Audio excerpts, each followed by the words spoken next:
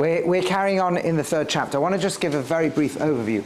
We've really encountered three different dimensions of Teshuvah, one in each of the three chapters. The first one was really the kapara, the issue of dealing with the what we call the metzias, so the actual reality of bad and its consequence, and trying to do tikkun, trying to do some kind of rectification.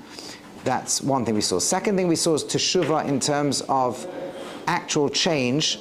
And we saw it's more than changing behavior, it's beginning the change of the person themselves and opening up a whole vista of reality. In the third chapter, we began to see this broader question of actually defining a person as tzaddik and rasha. And we began to see that the world seems to be in equilibrium. It's generally held in some kind of suspense state where it never decisively tilts one way or the other, but the goal in history is to get it to tilt and to get each of us to tilt. But also, we don't wait till the end of life for that. Some kind of judgment happens every Rosh Hashanah that gives us a definition. Are we people of the book of life? Are we people of the book of death?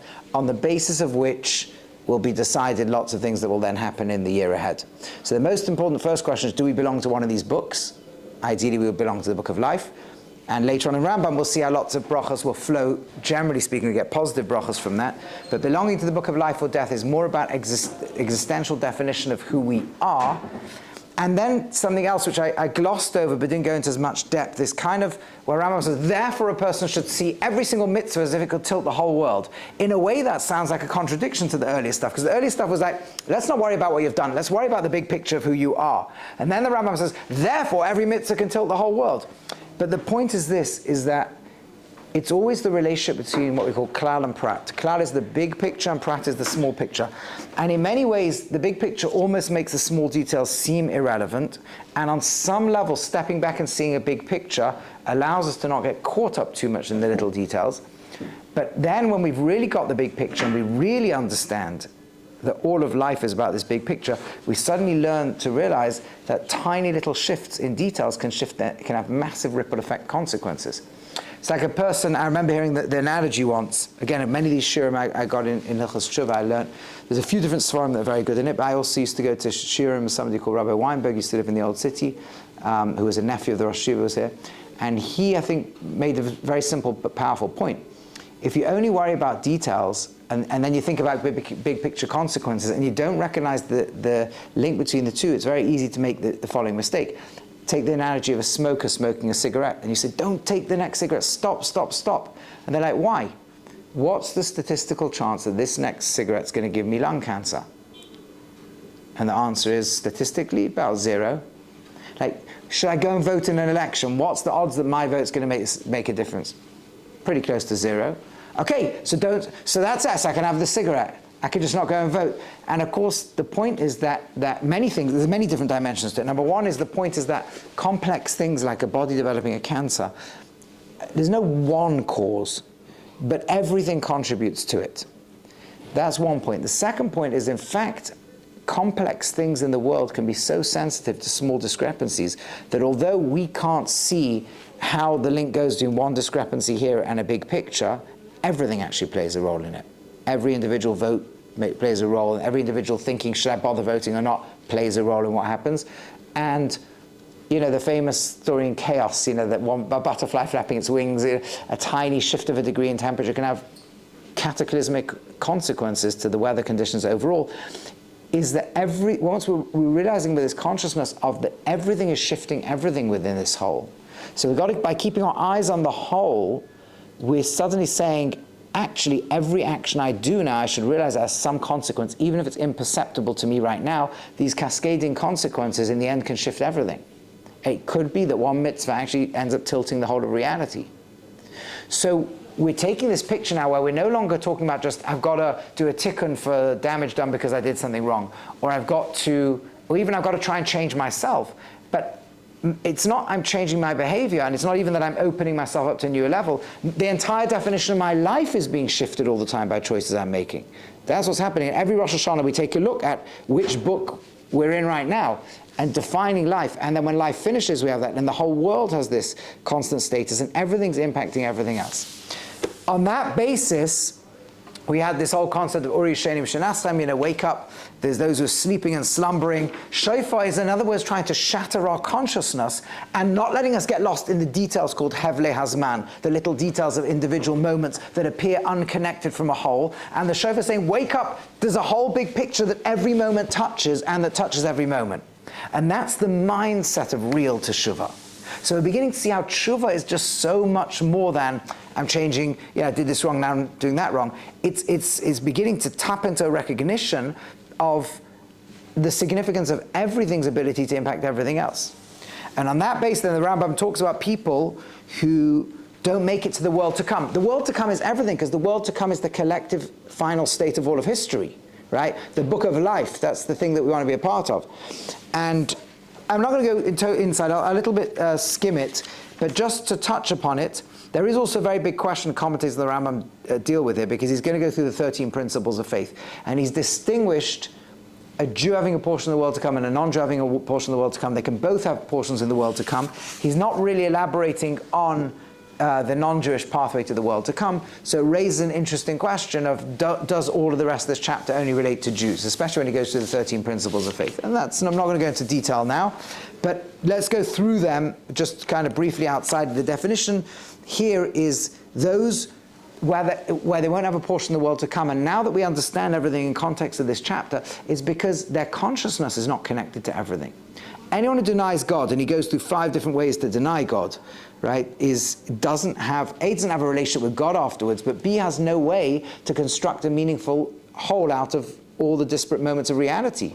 If there's no God, everything's just random and chaos. If everything's just random and chaos, then my conscious moment now is only loosely connected to my conscious moment before. There is no whole and no big picture, nothing that everything is building to.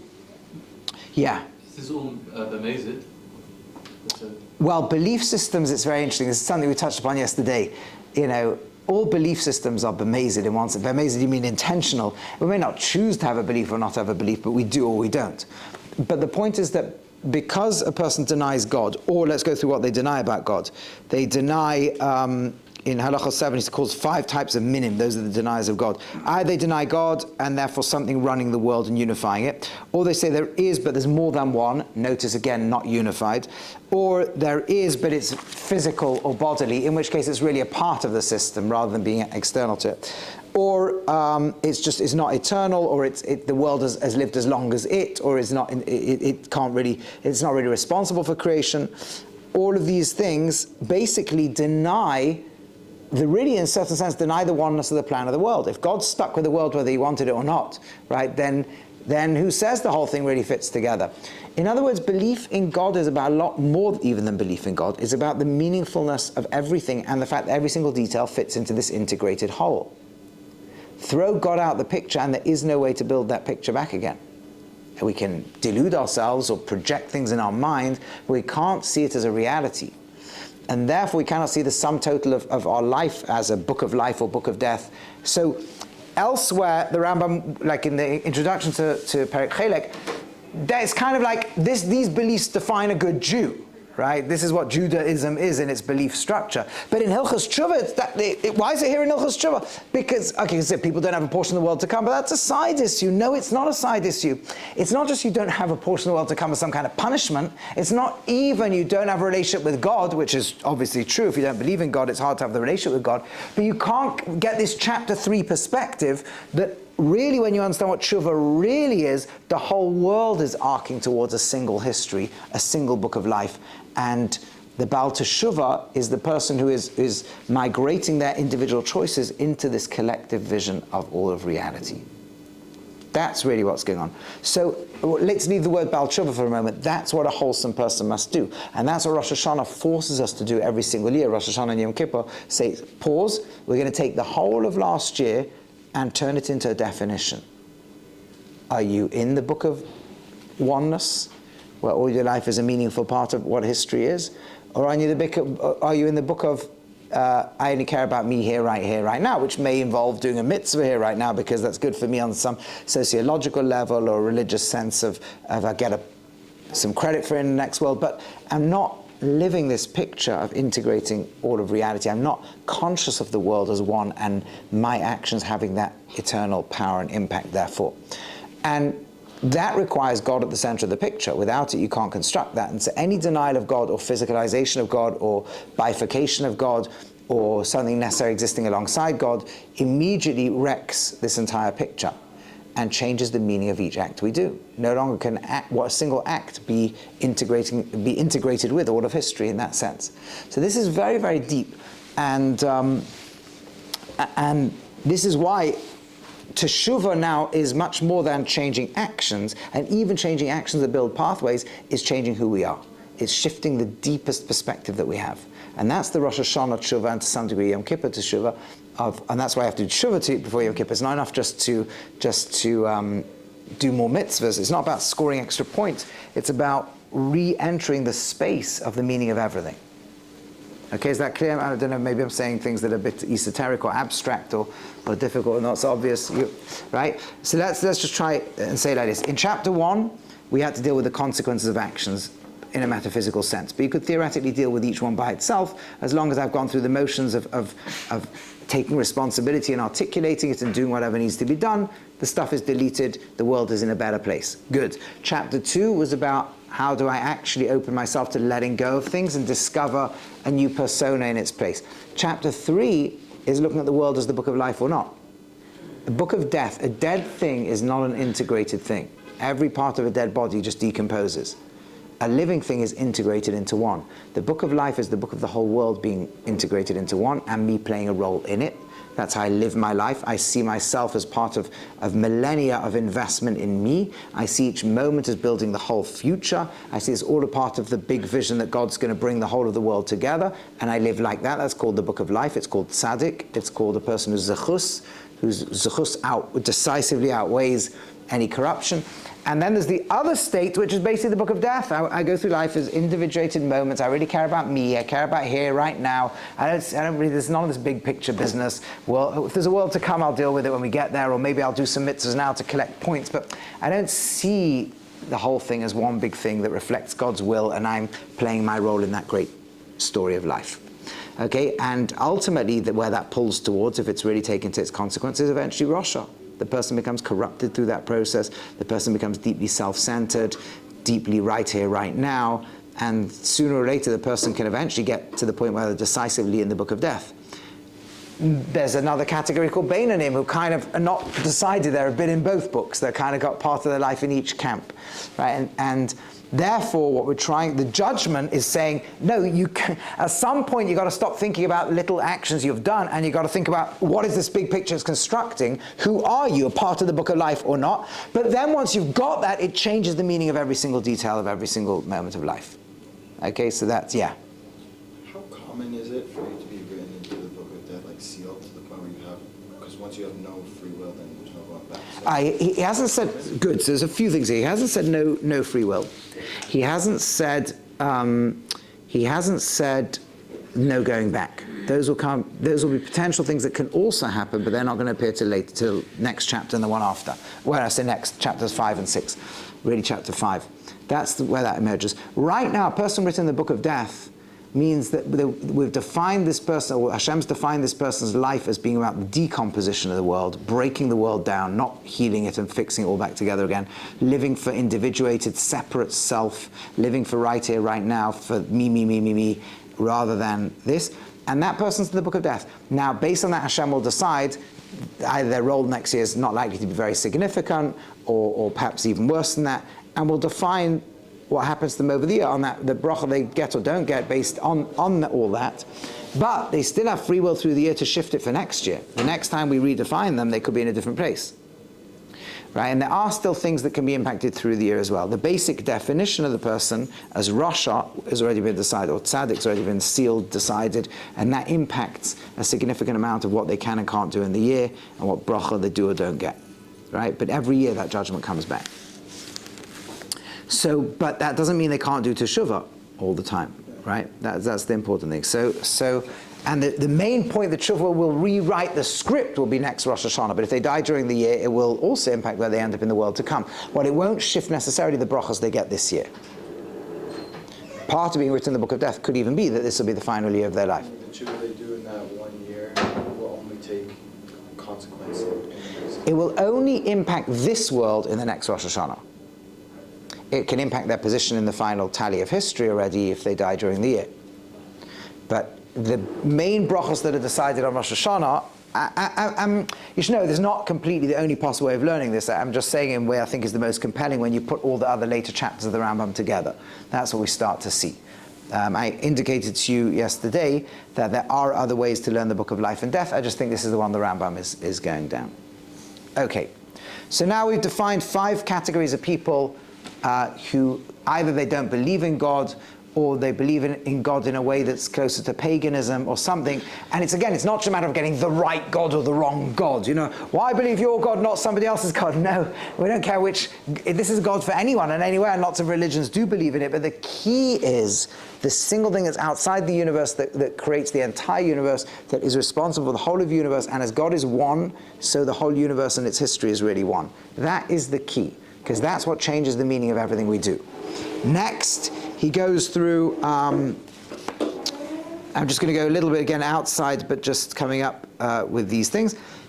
There's 3, by the way, this is a very famous Raavad. The Raavad often has a comment on the Rambam, and although the Rambam in a way has discussed all of these principles, at least the faith ones in Hilchos Yesodei Torah in the earlier laws, and there nobody commented, here the Raavad says, to say that a person who believes that God has some kind of form, because when he says he's not got any physical form, he also says no form whatsoever.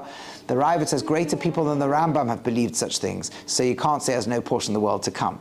It's generally understood that he's referring to a school in Kabbalah, because schools in Kabbalah will often say each name of God refers to a different aspect of God. Now, certainly the last few hundred years, the dominant view in the Kabbalistic world is that no, God, Rambam's talking about God in pure essence, if you like, who's one, indivisible, has no parts. Then God has a construction of different kind of facets or personas, if you like, but they're not like different minds and different consciousnesses. It's all one God. But it's just like if I could say, I use this, I have this attribute and that attribute, but we don't create our own attributes. God creates his own attributes, if you like. But the Raavad was saying, so the Raavad is not necessarily disagreeing with the Rambam. He's just saying you can't say they don't have any portion of the world to come, because there are people who learn it maybe more extremely. Maybe they do believe these things were intrinsic attributes of God. There's a little mysterious note in the Raavad here. So he doesn't necessarily disagree with the Rambam on what's factually correct, but he might disagree with the Rambam on what gets a person to lose their portion of the world to come. He's almost like saying, well, I know great tzaddikim who even if this is mistaken, came to this mistake through legitimate ways of trying to learn Kabbalistic wisdom. The Raavad was involved in the schools of Kabbalah. And so you can't say they have no portion of the world to come. Either way, the general approach is what the Rambam's saying. The one God means one purpose to the world, one unified structure to all of history, one radically different perspective on what it means to be in the book of life, right? What it means to, therefore, what that means for each action that we ever do. No action of ours is ever a disparate, distinct action. If we understand it correctly, it's building the single oneness of the revelation of God across history. Next, he goes through, we've got all the exciting drilling going on today.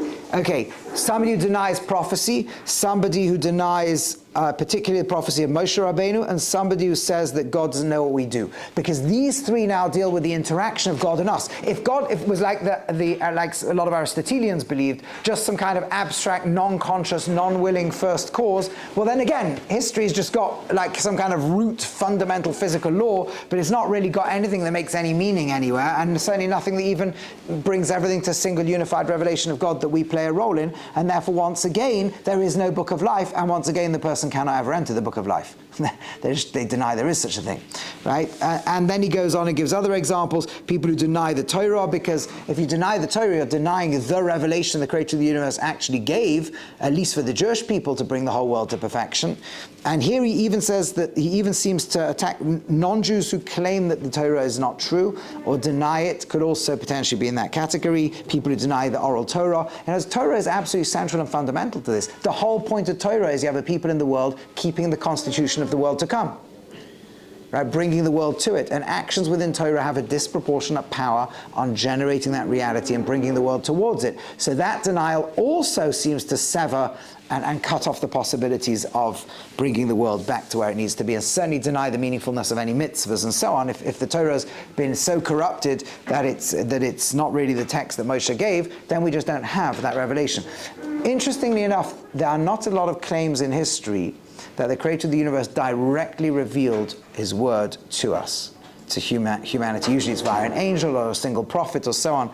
So this really is the great claim in human history. But in particular, the Rambam is saying, once you deny Torah, then mitzvahs and averos have just disappeared, and then what is it? You kind of figure it out by yourself. And so that also would deprive a person of the possibility of living the life of mitzvahs that bring a person to the world to come. Okay, and again, one can question what happens to a non-Jew, right, who believes in God and believes in the Noahide law, but might have a different religious view to the Torah. Do they automatically lose their portion of the world to come? That's a debatable point. The Rav Yaakov Emden seems to hold very strongly no. If they actually keep the Noahide law, even though we don't call them a ger toshav, they still have a portion of the world to come. Okay, that's the thing. But certainly for a Jew, there's no question. Our mission is the Torah. Once there's any denial of Torah, that's it. We might be lovely people, but we might deserve a certain reward. And maybe if we believe, although the Rambam doesn't really speak about this in Gilgulim, the Kabbalists do in reincarnation, maybe the soul can come back again.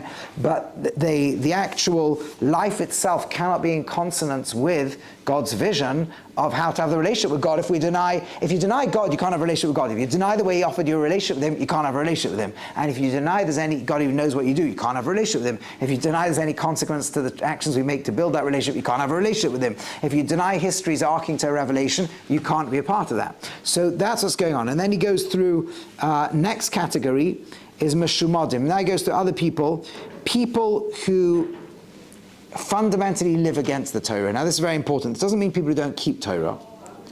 And Meshumad is a much stronger thing. It's hichzik atzmoi to do the averos. I am a pork eater, not I eat pork. There's a big difference.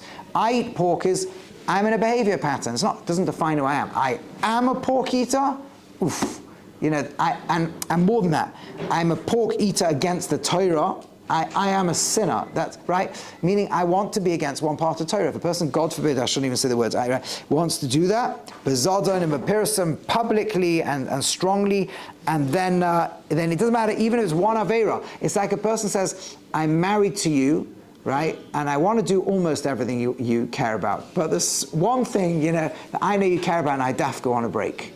Well, what is that? That's not a relationship. Saying there's one thing I wish I could do, but I'm not up to that standard yet, that's absolutely fine. But to say, no, absolutely not. If there's something I want to dafka do something you don't want me to do, that's out. So if there's a point where a person wants to be actively anti-God in a particular area, that's not called, the relationships aren't like that. You can say I'm not up to the standard, I'm not able to keep the whole thing, I'm not succeeding in being where I want to be. That's fine, a person can have a world to come. But a person who says, no, God, you want this, I'm not doing it. On any one thing, that's not a relationship. That means everything else we're doing is because it works for us. That's a manipulation. Okay, then he goes through, again, I'm just skimming through this to get relatively quickly through this. And he talks about that's obviously there's such a thing as a meshumad for the whole Torah, right? Somebody who's and here he has a little discussion also on what happens if a person does under duress. Okay, somebody tries to say convert or die, and they convert out. Fine. Machtieh harabim, people who get others to sin. So this is not necessarily a person who says, I want to annoy God, but they encourage mass movements, or even relatively small movements, of people to break the Torah. Now, once again, they've got something very, very. They're trying to impact the big picture over here in a negative way. So then they lose the big picture. Parish Medarke Tzibur, somebody leaves the ways of the community, and he says even if they don't do averos, but nivdal ma'adas Yisrael, they let go of being Jewish. Right now, this is strange because they might still be keeping other mitzvahs. So until relatively recently, it was always understood that the person who marries out is doing this. They're pushing their destiny outside the Jewish people. Even if they themselves put on tefillin and go to shul, they've chosen to build a home outside the Jewish people. Today, some people discuss, a lot of people, you do get people who marry out, but they kind of, in their mind, they're really not detaching from the Jewish people. Okay, so we don't have to label who this is, but certainly a person who says, I do not want to be part of the Jewish people, even if they go and sit on a mountain and keep mitzvahs, but as me and my relationship with God, nothing to do with these Jewish people, then they've lost the fact that the whole point of Torah is the Jewish people as a collective is in a relationship with God. Yeah. Would the Reform movement fall into that category? Would non-Orthodox movements, where would they fit in all these? I don't think it will be considered detaching from the Jewish people, because most people there want to be a part of Jewish history and destiny. Some of the heretical things it could be a part of, and elsewhere the Rambam discusses the difference between somebody who generates the heretical movement versus people who are kind of born into it. There are differences, okay? Again, I'm not going through all, I don't want to spend too long going through all these. These are very important. Right, exactly. We say somebody's born into an heretical movement is called a tinek shenishba, right? And it's called, it's like they've been, like somebody who used to be kidnapped in days when non-Jewish people would, let's say certain places in the world would kidnap the Jewish child and then raise them as a non-Jew. That child can't be accountable for the thing. And there's a lot of discussion about all of these things nowadays, what different groups fit in, but it's almost for sure not actually a category of wanting to detach from the Jewish people. It could be the early, maybe, the beginning, maybe, but later on, that's not how people perceive themselves. There are plenty of other problems, right, with movement. Any movement that claims the Torah is not divine is not going to make the Rambam's criteria over here. But in terms of, are they pulling out of the Jewish people? Probably not. Probably today, I don't think that would be a fair categorization. That's not how people see it, it's not how they identify it. Now, elsewhere the Rambam described, in Hilchos Deos, the Rambam describes if a person lives in a town where everybody's sinning and everywhere, they should go to a mountain. But the point is no, because they're trying to stay a Jew in a world where no one else is being a Jew, right? They're trying to. But the deep point with this is, we don't have only a relationship with God as an individual. Part of being born into the Jewish people is there is a collective relationship between Yisrael and God. There's really only one being that has that relationship, and that's Yisrael, otherwise known as Yaakov Avinu. Right? We say that when the Gemara says Yaakov Avinu lo meis, Jacob, our father, didn't die, that's because all of us are still the living embodiment of him. And to some degree we're one. And that's why it's not good enough for some people to be keeping the Torah but not caring about everybody else's standards. But you see a lot of Gemaras like this, where if some Jews are doing well, if you like, but kind of almost like forget everybody else, that doesn't work. There's a collective, and the collective has a relationship with God. We as individuals have a relationship in as much as we contribute to that. So, and then obviously we have our own relationship with God within it, but it's within it. It's like cells in a body, right? They say each one's part of the marriage that body's a part of. Okay, to the extent to which you're making sure the body's doing well, you rip yourself out and go somewhere else, you're not part of that relationship anymore. So that's being a part of Klal Yisrael means having a consciousness that includes all of Klal Yisrael. Right? That's what's going on over here. Okay. And again, that links to many of these. And again, that's the point. Because if history was going nowhere, and it's just each moment of life where I connect to Hashem I get a reward for, fine, then I can just do some mitzvahs whenever I feel like it, care about me and not worry about anybody else. Okay, if there's a mitzvah to worry about other people, I'll worry about other people. But that's missing the whole book of life. The book of life means it's all one. The nation is one, history is one, these things are one. That's how we have to perceive ourselves and contextualize ourselves. That's how we have to look at ourselves. I'm part of this one nation called Israel that is holding the vision that humanity as a whole will embrace at the end of history. And history is all one. It's one big story that's going to arc to this amazing twist where God is revealed and suddenly we'll see is revealed in every detail that ever happened. You see all this in the Purim story, by the way. Right? The people had to become one. Esther makes them all become one. And in the end, the whole story, even the bits that looked bad earlier, turn out to be part of this incredible revelation. That changes the meaning of every act we ever do. It's not a little act and it gets a reward or a punishment. It's building and shifting and shaping the whole.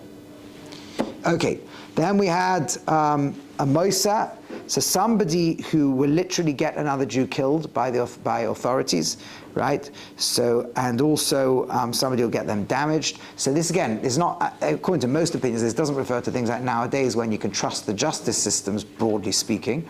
Well, it's itself potentially controversial. But in general, if you think somebody's going to get a fair thing and they commit a crime and they're not in danger of being killed or whatever, but in principle, in days when you would literally go and do something like that. Now, why that exactly lose a portion of the world to come? Is it because of the gravity of the sin? Is it because must be coming from deeper fundamental philosophical pretexts, like not understanding the value of a human life, a Jewish life, not understanding the idolatrous dominance of the Jewish people? that's up for discussion. The Rambam just says somebody who would go and do that, report somebody, presumably to something he doesn't deserve, a capital punishment, get him killed, that would be something that would lose the portion of the world to come. Somebody who, and we went through a few others last time, somebody who tries to really dominate and abuse a community of people, right? Make them afraid, where the intentions, you're allowed to sometimes get up and try and shout people into being better, but here the intention is just control power, the control power addict over other people, especially over community people, who tries to make them fear him. Such a person, again, has completely lost sight of, all these people have lost sight of the perspective of what life means, of what the Jewish community means, of what humanity means, of what the big picture of the arc of history means. All these things are gone in all these cases. Okay, so all these people, they, even if, it doesn't matter if he says, and then there's lighter Averis, right? They lose their portion of the world to come, right? Certain things that a person should try really hard. If a person, by itself, they don't lose the portion of the world to come, but cumulatively they do. So they're people who call people derogatory nicknames. You use a machana literally means nicknames, but again, you've got to discuss every situation. In a cultural civilization where it's seen as a compliment or something, then it probably doesn't count. It's probably things that sound derogatory or diminishing of the individual. By itself, that doesn't do anything. It's like the one cigarette. But cumulatively, it's going to create a lot of damage. Again, because it cumulatively will devalue who the human is. And that, anytime you do that on a fundamental level, eventually it will lead to a whole wreckage in the vision that's the world to come. Does that only apply to Jews? Probably. Again, it's very hard to know in this chapter how much of this also applies to non-Jews, right? That's a very important question, and it's not so clear from the Rambam how to read that. Certainly does apply to Jews, right? Somebody embarrasses their friend in public and causes their face to change color as a result. Miskad b'chol and chaver is somebody who glorifies themselves in somebody else's shame or suffering. Mavaza Talmidei Chacham is somebody in particular who denigrates Talmidei Chacham, Torah scholars. Mavaza Rabbosav in particular who denigrates their teachers. Again, once or twice these activities by themselves, they might be bad things, but they don't cut the person completely out of all of history. They're all bad acts and should be rectified, but if they become habitual, they will create, like the smoking cigarette, they will eventually create the spiritual cancer that will wreck the whole picture, that will destroy the person. Mavaza Samoyeda is somebody who denigrates festivals. This, by the way, is very important halacha on Chol HaMoed. On Chol HaMoed, again, we've got to be careful. Remember to treat Chol HaMoed with certain dignity, so at least when we're in shul, maybe not on a teal, but generally to be wearing more closer to Yom Tov Shabbos clothes than to regular weekday clothes. Things like that, or at least in general, be recognizing these are holy days. Yes, we can have fun and a nice time, but you know what they are. Machalal HaSakodshim, somebody who nullifies the sanctity of holy offerings. These are all based on a mission in Pirkei Avos. Okay, so now all of these, says the Rambam, however, are when the person dies without being a Baal Teshuvah, without having done Teshuvah on these things. Of course, all of these things a person can do Teshuvah for. But so long as a person holds with any of these things, then they have no sense of godliness in what they do, or meaningfulness in acts that really impact our relationship with Hashem and with history and so on. So, or they've denigrated what a human being is, or they've denigrated what being Jewish is, or they've denigrated what mitzvahs are. In any sense that they've essentially, more than just done something wrong, they've wrecked the entire perspective that is the world to come perspective. If they do Teshuvah, they've rebuilt the possibility of the world to come perspective. Okay, and there says the Rambam, Avalim Shav Merisha Meisvu Baal Teshuvah, a person can do Teshuvah and die as a Baal Teshuvah, Harizim B'nei Olam Haba, they enter the world to come. Eino Davar Shoyim B'nei Teshuvah, because nothing stops Teshuvah. It's not like, right, even Kafar Be'eka Kol Yom, they were, all their days they denied God, they were anti-God, they were, they do the tshuva, the end yesh lechelik, they have a portion. Shnei Shalom Shalom Rachel Velakarav, right, there's peace for the one who's distant and the one who's near. Okay, and all these things, anyone's chayzer b'tshuva, whether it's begilui in public, bein shechazu b'matmunias, even if they only do tshuva privately in their own heart. Again, they haven't done the video, they haven't confessed necessarily and deleted all the metaphysical things, but that works. And this opens up, by the way, a big question which I raised last time. Is it possible for a person to be consciously, let's say, a heretic, but subconsciously much closer to God? What happens if a person lives a contradictory life? On the one hand, they deny meaning and purpose or deny the Torah, and then they live their whole life like, giving charity to Jewish causes and to yeshivas. And, like, people can live contradictions. They can say life is meaningless, but really care about their legacy, destiny, or more than that, meaning, purpose, quietly giving charity. So then where do they fit into all this? The Rambam doesn't discuss, and different people have different opinions. Again, God has to worry about this. We don't worry. This is Hashem's problem, not ours. But He's telling us in our own life, we need to understand this. What it means, these 13 principles of faith are not just a checklist of, they really redefine what all our actions are. That's why they're called ikorim, fundamentals. If you don't believe in Mashiach, you don't believe history is coming together. You don't believe in it's all building this world to come. Then you lose the significance of who we are and what our actions are. These are the key fundamentals, and all these others as well. Okay, and then he brings the Shuvah and Shuvah, Mafilu Shadayin Shovev, even if the person only did Shuvah in a hidden way, which means they've still got work to do, still Mekabel Noisa B'Teshuvah, they're still accepted into the world to come. The next chapter goes through 24 things that block Teshuvah. Now, it doesn't mean a person who does these can't do Teshuvah, and it doesn't mean a person who does these doesn't get to the world to come, but he wants us to be aware of these because these things make Teshuvah very difficult. Why do they make Teshuvah very difficult? So he says, first of all, he starts with a list. Arba men, 4 of them, Oven Godel v'Oisos and Marabasan, Eina Kodesh Baruch Maspik B'Yodel Ases Teshuvah, Levi Godel Chetay. There are 4 that Hashem kind of, because of the power of the sin, Hashem kind of generally withholds the normal pathways to Teshuvah, and it's hard to do Teshuvah. It's not impossible, but it's hard. Somebody who gets others to sin, right? Or somebody who stops others doing a mitzvah.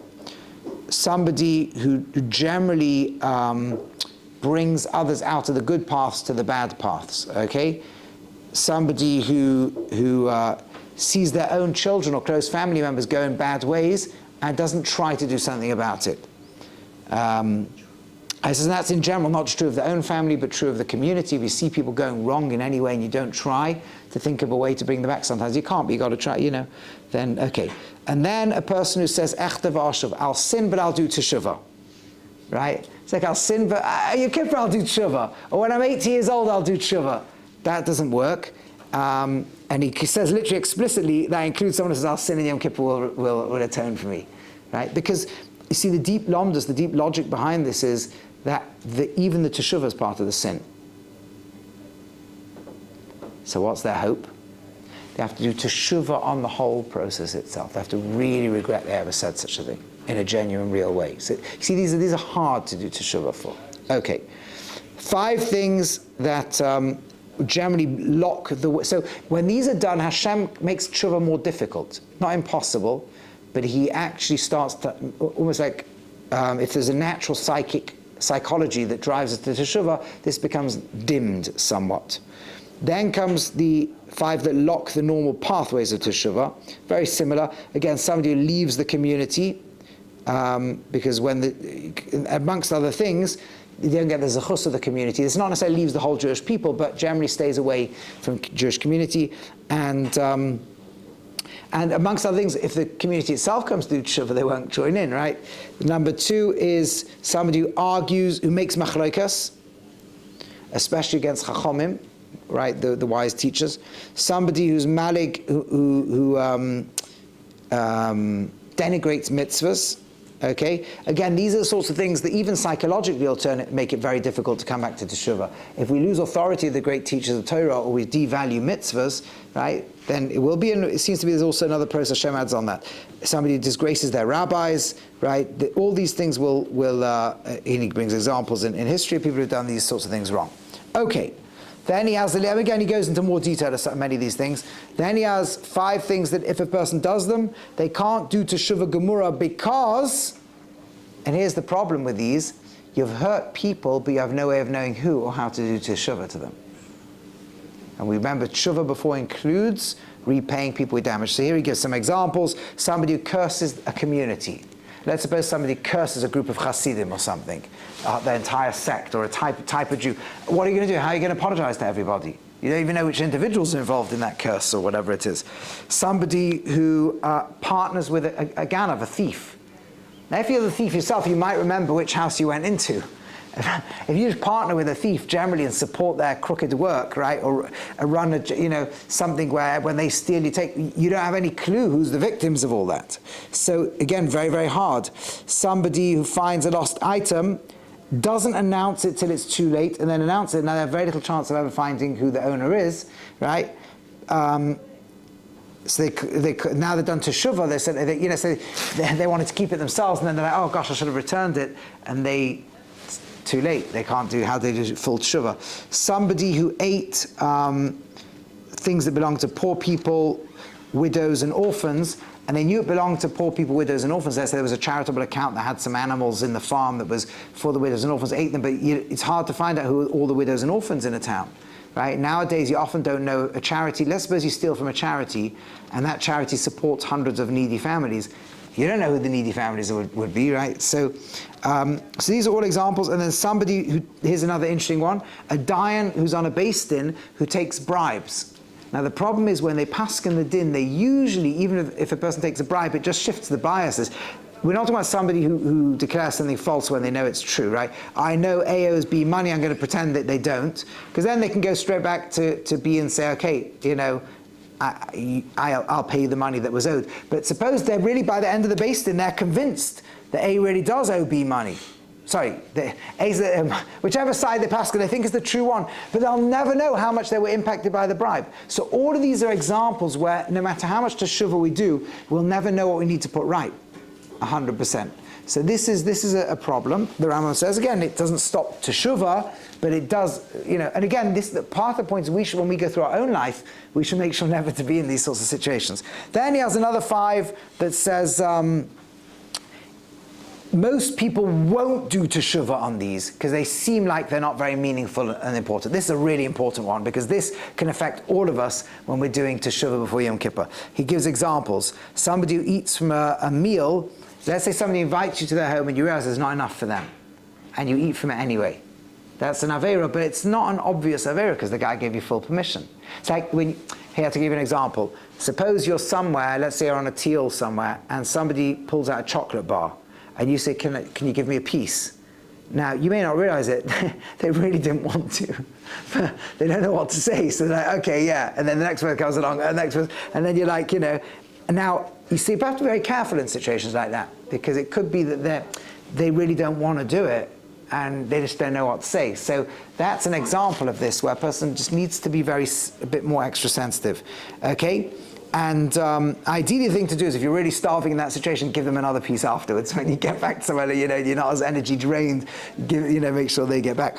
But he then says, he brings the example of somebody lends money to a poor person, the poor person gives them some collateral where they're not supposed to use it, and they use it. They'll say, look, I didn't make the person lose anything, right? Another one is, he says, mistaka barayas, somebody who looks at, talking about a man looks at women inappropriately. I never did any avera with them. That's also, but because the person as well say, look, I never did anything wrong, there were no bad consequences in any of these situations. And another example, he says, somebody who he used this example earlier, somebody who gets pleasure out of someone else's suffering. Somebody, you're a bit angry or annoyed by, and then you heard they suffer and you feel really good about it. I didn't do any damage. All of these things are, the 5th, what's that? Those 2 cases you have to appease to that person? Which 2 cases? The 2 that you just mentioned. Thinking about, let's say, someone inappropriately and getting getting joy from someone else's suffering. So you may not need to go and do teshuva in the sense that they never suffered a direct damage, but in doing teshuva, we should probably daven for their well-being. Right? If it's a woman you thought of inappropriately, or went online and saw images that's not right, don't think about when you're doing the teshuva, right? That's not the way to do it. We could daven to Hashem and say, look, I objectified this person, and I pray that they be released from the grip of my mind and have a happy, healthy, well-being life. And if they're in a messed up world, they had to even do this crazy stuff, they should be healed from it, and that's it, let it go. Don't think about the individual. But you could make a generic tefillah for that, and just say but if it's a person you got pleasure out of their downfall, then you should again daven to Hashem. Maybe think of something you can do to be nice to the person. Can I do something to be helpful to that person? We don't necessarily need to go to them. This goes back to because you didn't actually create a loss in them. assuming you didn't. If by laughing at the side somebody else, saw and noticed, or you didn't intervene and help them, then maybe there is something to at least say, I didn't intervene and help you and I should have done. But it's more to the point of just shifting our relationship with that person, thinking I had positive things about them, maybe doing them a nice favor. Those sorts of things would be more the tikkun. I think, I may be wrong on this, but that's my understanding of the sugya. Then he said, somebody who wrongly accuses someone, right? Now again, you might say, I didn't do anything wrong, I just accused them and it turned out not to be true. You should know, by the way, the correct tikkun for that is to give them a bracha. Okay, but all of these things, the point is it's easy to do averas where we think, there were no consequences, so therefore we think, and when we're doing our cheshbon nefesh tshuva, we're going to look for those things too. Then he says 5 things that generally pull other people along, right? And they're very attractive, and they don't. So things that naturally pull ourselves along and become habitual. He gives examples of rechilus, lashon hara, speaking badly about people, balchema, getting angry. These are things that become habits. Having bad thoughts. Connecting ourselves to people who are negative influences, right? These generally become things that are very stimulating and exciting. Getting angry does something to us, and then it typically becomes a habit. So these are things that can also make it very hard to do teshuva. He says, all of these things, even though they make teshuva difficult, they don't stop teshuva from happening. If a person does proper teshuva, is a bal teshuva, this person can actually really do teshuva. And by the way, even if they die doing one of these things, they may well still have a portion of the world to come, unlike in the previous chapter. Okay, so we've covered a lot of material here, but the key point is hopefully all of this helps us in our teshuva. If we do carry on after Yom Kippur, then the next 2 chapters, just to give you a very overview, the next 2 chapters go through the whole issue of free will.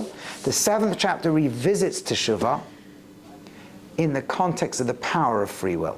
He's already laid a lot of the groundwork of how deep changes can be because of Teshuva, but he's going to really bring that to the fore in the free will chapters. Then the 7th chapter will give us a whole new picture of what Teshuva is.